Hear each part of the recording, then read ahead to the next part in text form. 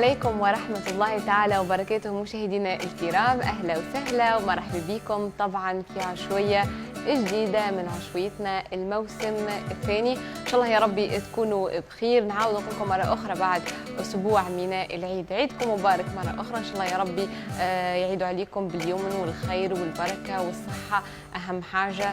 اليوم حبينا نحكيو طبعا في عشويتنا في الفقرة الأولانية على الفن التشكيلي، لكن مش نحكيو بطريقة كلاسيكية أو بطريقة تقليدية، مش نحكيو على فن مش موجود برشا في تونس. تكاد ضيفتي اليوم هي الأولى في تونس اللي دخلته الفن هذا. تراوه في المسلسلات التركية برشا، تراو برشا أتراك قاعدين هكا حتى في الوثائقيات يخدموا الرسم على الماء. طبعا هذا كله يتسمى فن الإبرو اللي باش نحكيو عليه اليوم مع ضيفتي الفنانة التشكيلية والباحثة في فن الإبرو زهرة رزوقي. مرحبا بك. عايشك وفاء، إن شاء الله تكون بخير يا رب. الحمد لله. يا ليلى شرفتنا ونورتنا. بنورك يا ليلى. اخطفناك خطفين من تركيا الظاهرة.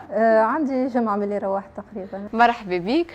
فن الإبرو وما أدراك ما فن الإبرو. أنا الحقيقة كي نتفرج في المسلسلات ياسر يجلبني، نقول زعما شنو الفن هذايا، شنو غايته، علاش في الماء كيكا. دونك في هكا أسلوب غريب شوية لكن محلاه الفن هذايا.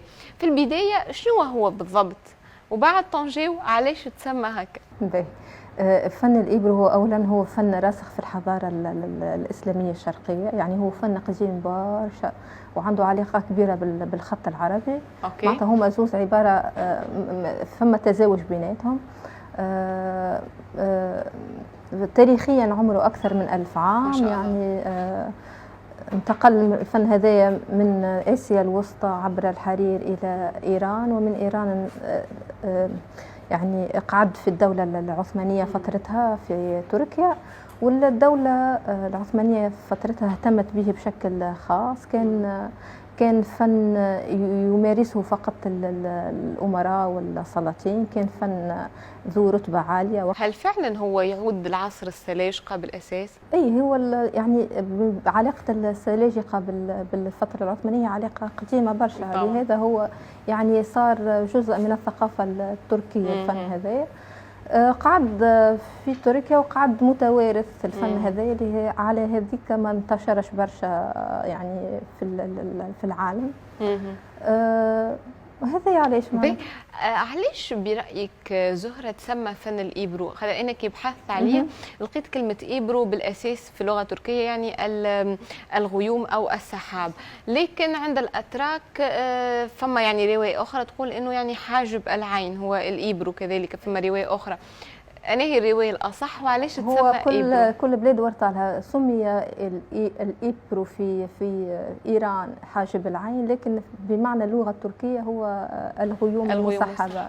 هو أصلا حتى الفن هذا هو كي تراه الأرضية نتاعو هي أرضية مسحبة، يعني تحس كأنه الأرضية مغيمة. كيفاش بالضبط تتم عملية يعني العملية التشكيلية نتاع الرسم على فن الإبرو بالتدقيق زهرة توا، وفي نفس الوقت أنت قاعد تحكي لنا قاعدين نعديو في الفيديوهات معاك؟ الفن هذا عنده عدة تركيبات وعدة محتويات ما قبل الرسم، معناتها لازمنا نحضروها اللي هي أساسيات الفن هذا، اللي هو ساعة الفرش اللي هي فرش خاصة مكونة من عود الورد ومن شعر ذي الحصان. وهي فرشات يدوية، يعني نحن نصنعوها، يعني الإبروزاني اللي هو فنان الإبر هو لازم يصنعها بيديه، يحضرها بيديه. وعندنا الألوان اللي هي ألوان ترابية مستخرجة من الصخور، الصخور الملولة كانت تراوها ساعات في التصاور. وعندنا المادة الحيوانية اللي هي مرارة العجل اللي هي مادة زيتية. وعندنا الحوض اللي لازم يكون عمقه ما بين 5 سنتيمترات و7 سنتيمترات. وعندنا الأوراق اللي تكون قادرة على الامتصاص، أوراق ما تكونش ملساء معناتها باش اللون يكون قادر على امتصاص الألوان والأصباغ. وعندنا زاد المادة الأهم اللي هي مادة الكثيرة اللي هي مادة صمغية تخلي الماء يولي لزج معناتها باش المكونات هذيك تتزاوج مع بعضها وتنجم الألوان تطفو على سطح الماء. بعضها اللي عندنا الإبر، اللي هي الإبر هذه اللي باش نشكلوا بها وننقطوا بها الفن هذا. في فن الإبرو تنجم تعمل كل الأشكال، طبعا مش باش نحكي على أنواع فن الإبرو خاطر باش نحكيو عليها بعديك.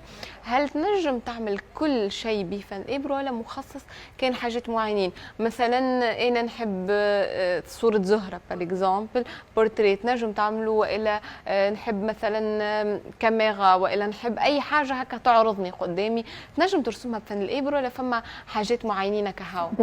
هو فن الإبرو يتقسم على جزئين الساعة. الفن الإبرو الكلاسيكي اللي لازم نتعلموه أي طالب باش يدخل الجامعة باش الاختصاص فن الإبرو، فما أساسيات يعني وقواعد لابد إنه باش نتعلموها، اللي هي هذا الجزء الأول اللي هي معناتها الفن يعني عندنا اشكال معينه وتقنيات واساليب معينه باش تعلموها. من بعد ما تكمل يعني الجزء الاول هذا باش ننطلقوا للمرحله اللي باش يتطور فيها الفنان التشكيلي يعني اختصاصه إبرو، باش ينتقل لمراحل اخرى حسب قدراته اليدويه بالطبيعه، اذا كان هو قادر على رسم بورتريه او رسم اي شكل من الاشكال الاخرى اللي هو يرغب انه باش يرسمها.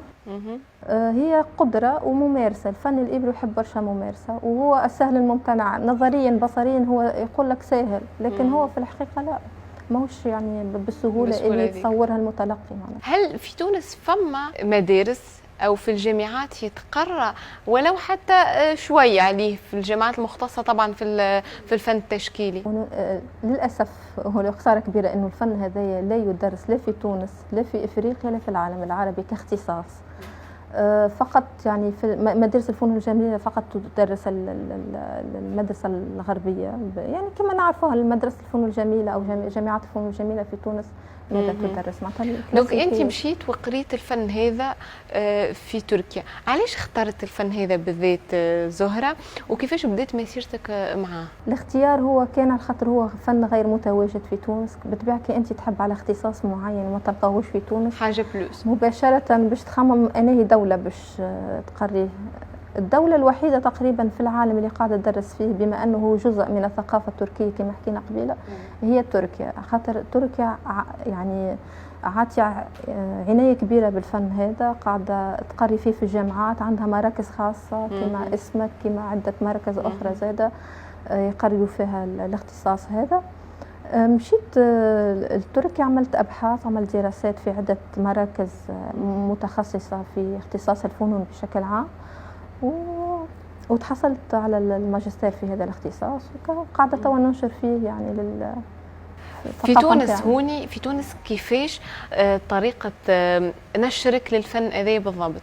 هي هو مسيرة كبيرة. أنا من معناتها عندي 12 سنة توا ما شاء الله. أي قاعدة ننشر في الفن هذايا وقاعدة نعرف به حتى خارج تونس. يعني حياتي الكل تقريبا. أما نحب نعرف كيفاش أنا الحقيقة كيفاش تعرف به؟ كيفاش نعرف بها؟ فما تو وسائل التواصل الاجتماعي اللي هي سهلت علينا برشا. نهبط فيديوهات، نهبط تصاور، نكتب عليه ساعات، نهبط. فعندي ساعات نقدم ورشات حيه مع فما جمعيات للفنون في تونس او خارج تونس قاعده يعني نتعامل معاها، ولا بعض دور الثقافه كي يعيطوا لي ولا ينادوا لي دور ثقافه تونسيه يعني نمشي نقدم ورشات تعريفيه بهذا الفن. وتلقى صعوبه في الماتير نتاع الإبرو خاطر مش موجوده نتوقع في تونس خاطر كل شيء سبيسيالي كنت تحكي لي فيه. دونك ترسيلك ظهري تمشي لتركيا بالذمه باش تاخذ. صحيح. حتى السفره الاخرانيه يعني مشيت باش نزيد نطور في المهارات نتاعي، خاطر تعرف اي فن لازم ديما يعني تتواصل معاه وتتطور معاه بتقنيات جديده. مشيت وجبت المواد الخاصه بها، خاطر كما حكينا قبيله اللي هما مواد خاصه مش متواجده للاسف في تونس. الوغ لا انا نضطر اني باش نسافر باش نجيب الماتريال ونجيب كتب يعني باش نزيد نوسع في الدائره المعرفيه. فما حقيقه تكلفه ماديه، تكلفه ماديه كبيره برشا. وهل انه يعني انت كزهره كفنانه تشكيليه قاعده تغطي اللي تعمل فيه تكلفه السفر نتاعك ولا لا هو عباره عندك صغير اخر في العائله قاعده تصرف عليه بالنسبه نفس الوصف معناتها كيما انا عندي بنتي قاعده نصرف عليها بالتوازي عندي الاختصاص هذايا قاعده قاعدة نصرف عليه. هذا طبعا كان يدل على حاجة ويدل على حبك للفن. محبة، أي هو بنحبه برشا الفن هذا. في إيطاليا محبة شكون اللي حبك فيه الفن؟ دونك المدارس اللي قريت عندهم، شكون أول هكا شخص لربما زاد حبك فيه الفن هذا؟ هو قلت لك بما أنه أنا كنت ندرس في الخط العربي معناتها، فكان فما عنا أساتذة معناتها أرشدونا إنه الفن هذا بما أننا نقرأ على تاريخ الفنون توانسة يعني. أي كما أستاذ الخطاط الكبير سي عامر بن جدو اللي هو فنان متخصص في الخط الكوفي القيرواني، هو تقريبا اللي سلط الضوء معايا على الفن هذايا. قال لي زهرة ماذا بينا شكون يتعلموا في تونس ويكون مختص فيه. فأنا الحقيقة المرة الأولى ما انتبهتش برشا، لكن من بعد كيف ركزت حسيت انه فما اهميه كبيره انه الانسان يقراه ويدرسه ويتفرد فيه ويكون خارج العلبه معنا. في تركيا اللي سمعت، خاطر انا مشيت غادي لتركيا ومشيت تحديدا لايا صوفيا، فمره هكا جبدت حلقه نقاش على فن الايبرو، انه مؤذن جامع ايا صوفيا هو على باز فنان تشكيلي مختص في فن الايبرو، وكما نقولوا من الاعلام تاع تركيا في الفن هذايا. هو الامام الخطيب، حتى عندنا تقنية من تقنيات فن الإيبرو اسمها الإيبرو الخطيب تسمية للإمام جامع آيا صوفيا. وهو كان يعني تاريخيا هو كان من رواد فن الإيبرو في تركيا، كان يمارس الفن ذا. حتى يعني في الرواية تقول يعني مصادر، بعض المصادر تقول إنه مات في جرة الفن ذا، تحرقت داره الإمام هذايا.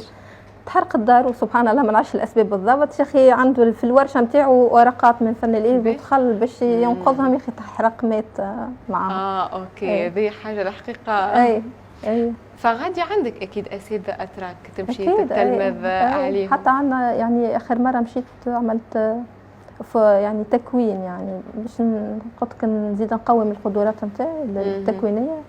عملت فورماسيون صغيره في الفن هذا في مركز. ختاما خلينا نختموا بنقطه مهمه، انه اشكال فن الايبرو نتصور يتعدد البرشا اشكال، مش فقط جوست يعني زهره انت ترسم اي رسمه، لا تصور فما الفن الايبرو اللي فيه الازهار يتسمى المزهر، فما يعني العديد من الاشكال نتاع فن الايبرو. اي والاساليب.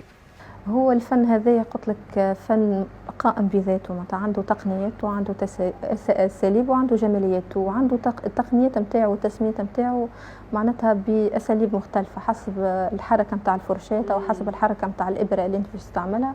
فما الابرو المزهر اللي هو من اساسيات فن الابرو، فما الابرو البطالي اللي هو فن المغيم هذاك على شكل رخامي، عندنا الابرو الممشط، عندنا الابرو سرهوس إيبرو، ما نعرفش ترجمتها بالعربية شنو. عدة تسميات وعدة تقنيات، لكن مع هذا فما يعني أساليب أخرى قاعدين نطوروا فيها يعني باش نوصلوا لمرحلة معينة معاصرة تتماشى مع الفن مدرسة